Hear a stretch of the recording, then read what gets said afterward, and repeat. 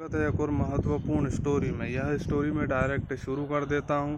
तो इसमें सबसे पहले एक बहुत ही अमीर व्यक्ति है, बहुत ही ज़्यादा धन संपत्ति वाला व्यापारी व्यक्ति है, जिसका बिजनेस बहुत ज़्यादा बड़ा है और बहुत ज़्यादा वह पैसों में डील करता है।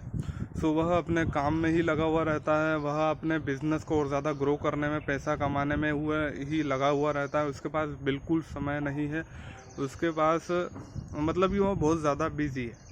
तो होता यह है कि उसकी जो तबीयत है वह बिगड़ती जाती है, उसकी तबीयत सुधरती नहीं है और उसकी उम्र जो है वह 50 के ऊपर हो चुकी है। सो थोड़ा बूढ़ा भी हो चुका है वो।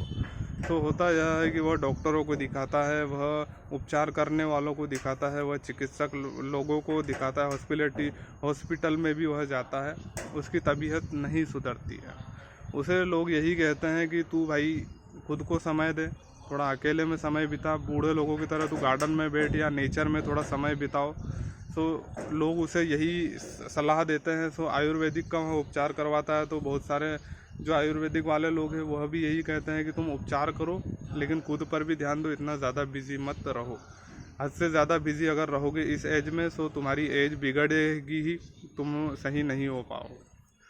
सो वह सोचता है कि मैं खुद के लिए समय निकालूं, मैं महीने भर या कुछ ज़्यादा समय के लिए छुट्टी पर जाऊं या वेकेशन के लिए जाऊं या क्या कहते हैं कि नेचर के बीच में समय बिताऊं। सो वह तय कर लेता है कि मैं जाता हूं। बट उसके माइंड में यह चीज़ें आती है कि मेरा बिज़नेस इतना ज़्यादा फैला हुआ है, मेरा काम जो है वह बहुत ज़्यादा बड़ा है, बहुत सारे लोग मेरे अंडर काम करते हैं, मेरी कंपनी जितनी सारी है। सो इन्हें कौन संभालेगा। क्योंकि बहुत सारे सीईओ वगैरह लोग उसके नीचे काम करते हैं, बहुत सारे वर्कर लोग उसके साथ में काम करते हैं, बहुत सारे क्या कहते हैं इन्वेस्टर वगैरह रहते हैं, इनको कौन संभालेगा। वह सोचता है और वह सीईओ वगैरह जो रहते हैं, मैनेजर वगैरह जो हेड मैनेजर वगैरह रहते हैं, वह उनके ज़िम्मे यह चीज़ें छोड़ने की सोचता है और उनके ज़िम्मे वह छोड़ देता है। लेकिन उसके माइंड में एक और चीज़ जो थी, उसका सबसे बड़ा घर जो रहता है जिसमें वह रहता है, जिसमें बहुत सारे नौकर हैं सैकड़ों की तादाद में, और बहुत सारा उसमें धन संपत्ति वगैरह भी उस घर में पड़ा हुआ है। तो उसको कौन संभालेगा। और बहुत सारी कीमती चीज़ें, उसका सोफ़ा, बेड, अलमीरा और क्या कहते हैं कि बहुत सारी चीज़ों में बहुत कीमती चीज़ें हैं, चांदी सोने की चीज़ें जो टेबल पे पड़ी है, उनका कौन ध्यान रखेगा। वह सोचता है कि मैं यह चीज़ें किसको दूंगा, मैं मतलब किसके हवाले यह चीज़ें मैं छोड़ के जाऊं। मैं बंद तो कर नहीं सकता, क्योंकि बंद करूंगा तो इतने दिन जब घर बंद रहेगा तो हालत तो ख़राब हो ही जाएगी, खंडा टाइप का कुछ होना जाए भाई, क्योंकि ध्यान कौन रखेगा। क्योंकि बड़े लोगों के मन में यही रहता है कि मेरी चीज़ों को मैं जब बंद करके छोड़ के चले जाऊँगा तो वापस आऊँगा तो यह चीज़ें ख़राब हो जाएगी, इनके माइंड में यही चीज़ें रहती है। तो वह सोचता है कि मैं यह चीज़ें अपने हेड नौकर के हवाले छोड़ के जाऊँ तो कैसा रहेगा। क्योंकि सीन क्या था दोस्तों, क्योंकि जब भी वह घर आता था तो दरवाज़ा खोलने के लिए एक व्यक्ति था, उसका एक ड्राइवर भी एक व्यक्ति था, और जब वह घर आता तो जूते उतारने के लिए अलग व्यक्ति था, और उसके पैर धोने के लिए अलग व्यक्ति था, उस पर कपड़ा लगाने के लिए अलग व्यक्ति था, और जूता पोंछने वाला अलग व्यक्ति था, और उसकी बाल जमाने वाला अलग व्यक्ति था, हाथ पैर दबाने वाला अलग व्यक्ति था, नहाने ले जाने वाला, पानी लाने वाला व्यक्ति, इतने सारे व्यक्ति थे उसके घर में कि खतरनाक भाई। तो सीन क्या हुआ कि जब वह जाने के लिए सोच लिया कि मैं तो जाऊंगा भाई, खुद के लिए समय निकालूंगा, क्योंकि मुझे आगे भी जीना है, मेरा आगे पीछे कोई वारिस नहीं है। तो वह अपने हेड नौकर के हवाले सब छोड़ के जाता है, और जो कि सब में बड़ा नौकर रहता है, जो कि सबको निर्देश देता है कि भाई तू खाना बना, तू झाड़ू पोछा का देख, तू फ्लोर का ध्यान रख, तू टेबल साफ कर, जो भी है, मतलब सब नौकरों को जो हैंडल करता है वो उसके हवाले छोड़ के जाता है। होता यह है कि एक दो नौकरों की भी नई ज्वाइनिंग रहती है, वह भी आते हैं। उसमें एक का नाम तो राजू रहता है, एक का नाम सूरज रहता है। वह चले जाता है वेकेशन पे, और वह खुशी से जाता है, क्योंकि उसने सारी चीज़ें जो है वह प्रबंध करके गया था, वह बिज़नेस के लिए सब चीज़ें उनके हाथ में देके गया था, मैनेजर और सीईओ जो भी थे उसके हैंडल करने वाले, और घर की जो बागडोर है वह हेड नौकर के हाथ में देके गया था।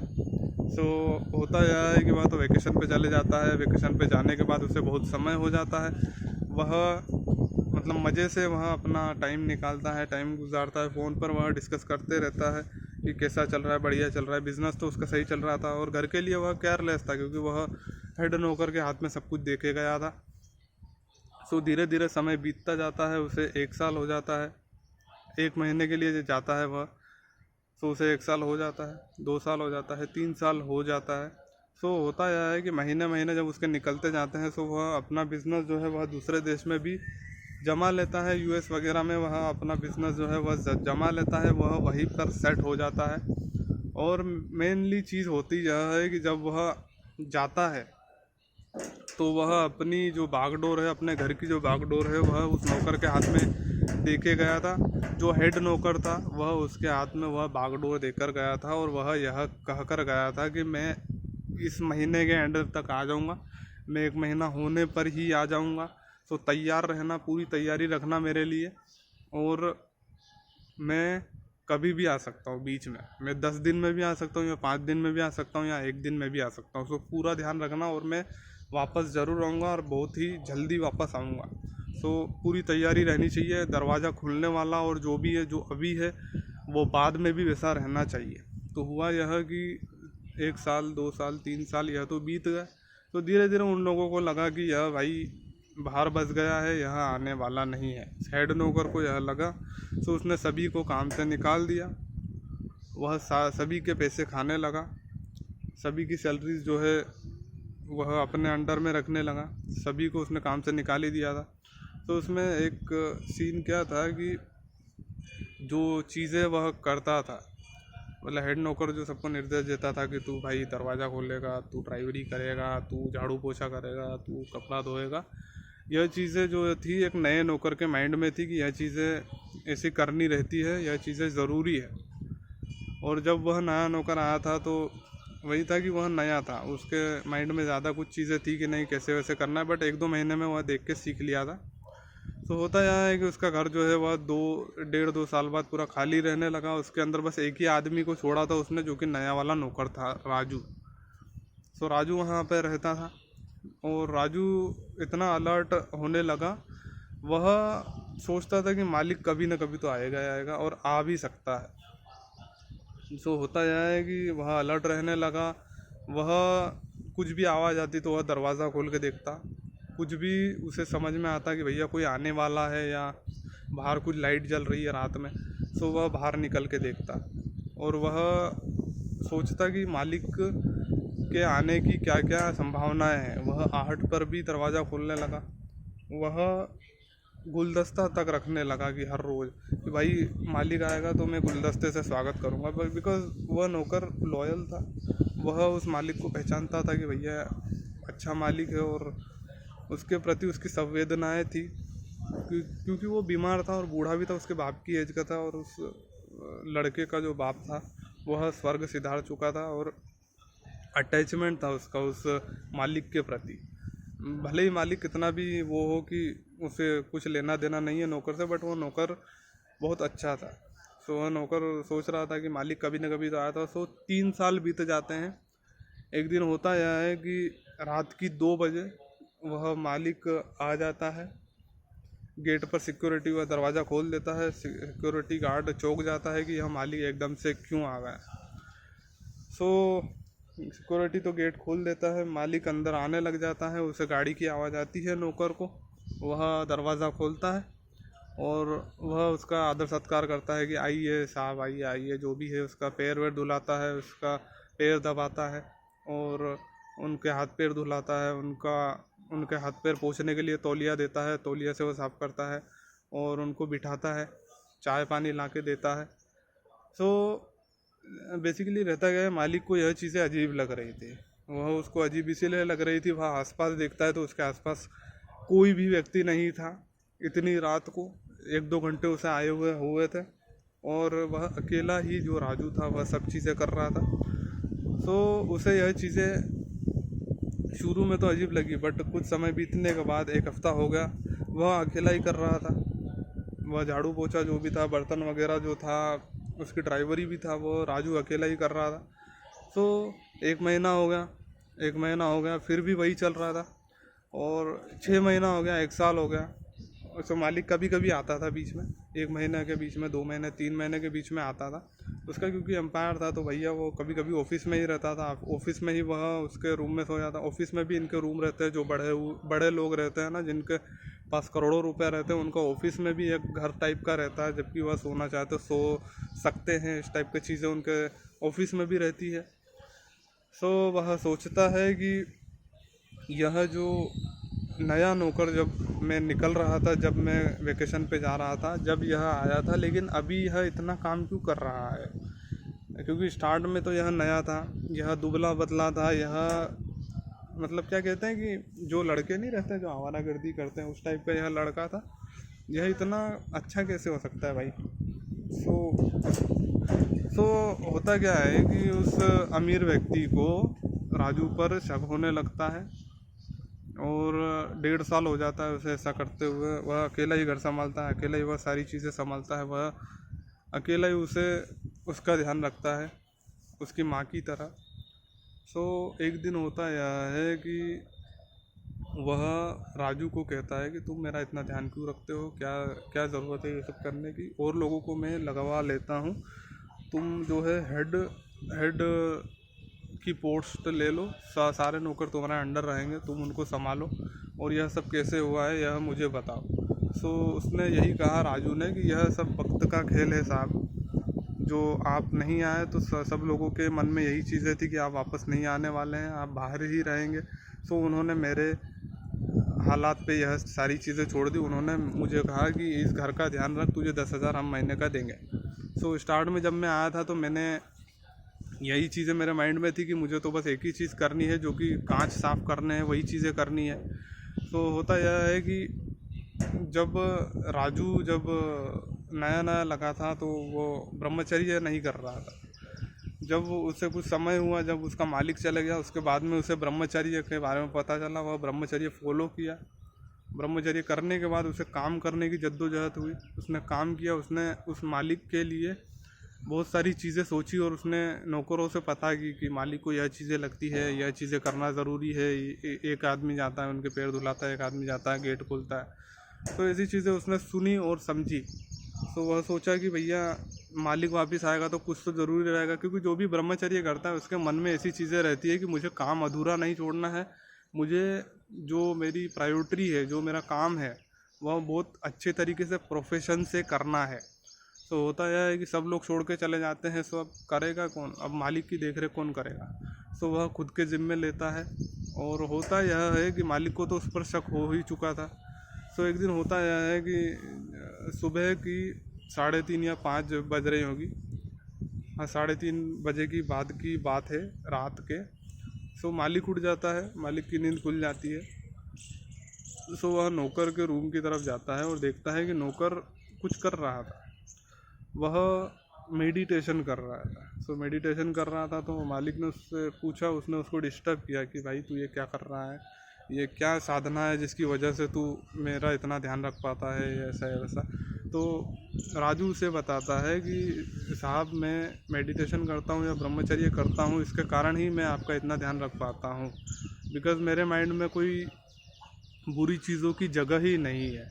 बुरी चीज़ों हो, जो बुरी चीज़ें हैं उनके लिए मेरे माइंड में कोई जगह नहीं है। मैं सोच भी नहीं सकता कि मैं वासना करूं या लड़कियों के पीछे भागूं, या मैं आपके लिए कुछ गंदा सोचूं या बुरा सोचूं, मैं कुछ चोरी के बारे में सोचूं। मेरे माइंड में ऐसी चीज़ें आ ही नहीं सकती, क्योंकि मैं ब्रह्मचर्य कर रहा हूं। और मैं तो कहता हूं आप भी ब्रह्मचर्य करिए। और जो वो व्यक्ति था वह तो ठीक हो चुका था, क्योंकि वह बाहर जाके जो अमीर व्यक्ति था वह बाहर जाके जो बिजनेस जब वो कर रहा था, तो उसने वहीं पर उसका मेडिकल उपचार करवा लिया था। जो साइकाइट्रिस्ट वगैरह जो रहते हैं, जो क्या कहते हैं कि जो दिमागी रूप से जो दिमाग का जो उपचार करते हैं, उनसे उसने दिमाग का उपचार करवाया, और उसने अपने रूटीन को सुधारा। जो बिजी लाइफ में वह वीक होते जा रहा था, उसने उसका उपचार करवा लिया था बाहर जाके, और अब वह तो स्वस्थ था। तो राजू ने कहा कि सर आप भी ब्रह्मचर्य ज़रूर करिए, क्योंकि इससे आपके जीवन में बहुत ज़्यादा सरलता आएगी, बहुत ज़्यादा आपको पॉजिटिविटी आएगी। सो वह भी ब्रह्मचर्य करने की ठान लेता है। तो दोनों के दोनों वह ब्रह्मचर्य करते हैं, और वो जो राजू रहता है उसका नाम वह राजेश रख देता है, बिकॉज़ राजू नाम जमता नहीं है भैया, मैनेजर जो है। सो वह जो भी जितने भी नौकर रहते हैं उनको मैनेज करता है और उनका हेड बन जाता है। और वही है कि भाई जीवन का यही पर्पस है कि तुम अगर सही से कुछ चीज़ें करना चाहते हो तो सीमन रिटेंशन करो। सीमन रिटेंशन अगर तुम करोगे तो यह तुम्हारे लाइफ में फोकस करने के लिए बहुत ज़्यादा मदद करेगा। बस यही है कि छोटे मोटे फेल्योर आते रहेंगे, बीच में तुम्हारा रिलैप्स होगा या नाइटफॉल होगा, इन चीज़ों पर ध्यान नहीं देना है। नए तरीके से तुमको स्टार्ट करना है। सो होता यह है लाइफ का, इस कहानी का कंक्लूज़न यही आता है कि जो हमारा नौकर था वह एक तरीके से उसके अंदर इतनी समझ थी कि भैया मुझे ब्रह्मचर्य करना है, ब्रह्मचर्य के थ्रू मुझे ऐसी चीज़ें हासिल करनी है जो मैं कभी नहीं कर पाया हूँ और कैसे कर पाऊँगा, ऐसे उसके माइंड में डाउट थे। लेकिन ब्रह्मचर्य के थ्रू वह काम पर फोकस में लगा हुआ रहा और उसे पता था कि कभी ना कभी सफलता उसके हाथ लगेगी, जो कि ब्रह्मचर्य के थ्रू उसके हाथ में लगी।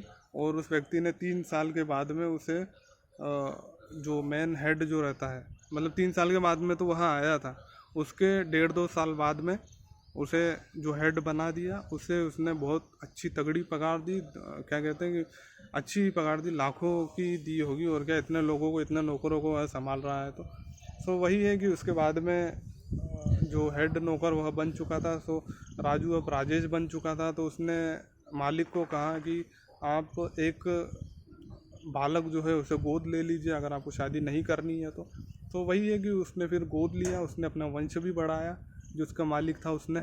सो वही था कि भैया यह जो हमारी कहानी है यही इस तरीके से एंड होती है। और इस कहानी में जो हमारे मेन पात्र थे राजू, और जो मेन जो मालिक था कौन था, किशोरी लाल। तो वही था कि इन दोनों की जीवन फिर बढ़िया तरीके से बीता। और जो जो छोड़ के चले गए थे उन पर तो उसने नकेल कस दी, जो मालिक था उसने। और वही था कि भैया जो जो पैसे खा रहा था उन पर उसने केस किया और उसके आधे पैसे तो रिकवर हो ही गए थे। सो वही है कि इस तरीके से हमारी कहानी एंड होती है। That's it from my side for this story. यह स्टोरी कैसी लगी ज़रूर बताना। ऐसी और स्टोरीज आने वाली है जिसके लिए तुम सब्सक्राइब कर लो इस चैनल को, और क्वालिटी कंटेंट देखो, DSLR से बना रहा हूँ तुम्हारे लिए मैं। और सब्सक्राइब नहीं किया है तो सब्सक्राइब ज़रूर करो। हम 2000 लोगों तक पहुंचने वाले हैं, 2000 लोगों की हमारा परिवार होने वाला है। और इस वीडियो को ज़रूर लाइक करना, बिकॉज़ इस टाइप की और बहुत सारी वीडियोस बनाने के लिए मैं आपके लिए खड़ा हूँ। आपके लिए बहुत ज़्यादा वीडियोस बनाने वाला हूँ इस टाइप की।